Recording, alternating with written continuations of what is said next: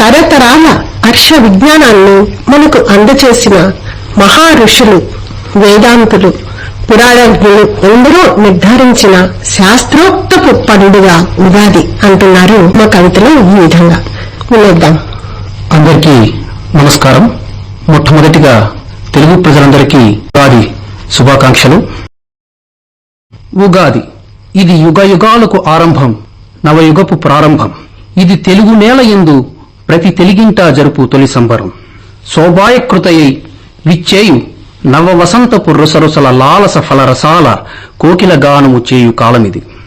నవీన యుగపు నాగరికతన అరుపులు కేకలు వేయు ఆడంబరాల అర్ధరాత్రి సంబరము కాదో ఇది. ఓ నవయుగపు బ్రహ్మచారి, అది మనది కాని ఓ గ్రహచారమోయి.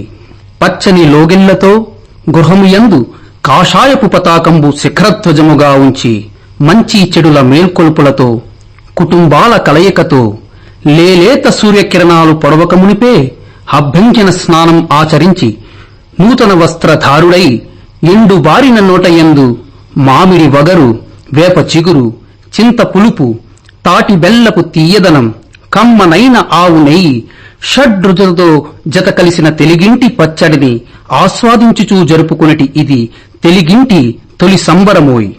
సృష్టిలయందు గ్రహాల కదలికను కలయికను, రాజపూజ్యము అవమాన ఆదాయ వితరణ గణాంకాలు ఘనీభవించిన వేదాంతులు చెప్పు శాస్త్రోక్తపు పంచాంగ శ్రవణము ఆలకించువోయి.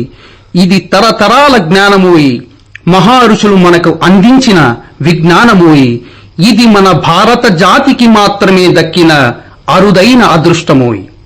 తిథి, వారము, వర్జ్యము, నక్షత్రము ఏది లోపమైన సమస్త లోకాల అధిపతి అయిన శ్రీనివాసుడు చెంత ఉండగా చింతయేల. బ్రహ్మ సృష్టికి మూలమై జడప్రాయమై జగతినందు చైతన్య స్థితిని రగిలించి, మానవాళి నూతన ఆశయాలకు నాంది పలుకు చైత్రశుద్ధ పాడ్యమి నాడు జరుపుకొనిటి శుభదనం ఈ ఉగాది. అందరికీ మరొక్కసారి ఉగాది శుభాకాంక్షలు. ధన్యవాదములు. చాలా అద్భుతమైన కవితతో ఉగాది గురించి, ప్రాశస్త్యాన్ని గురించి చక్కగా వివరించారండి.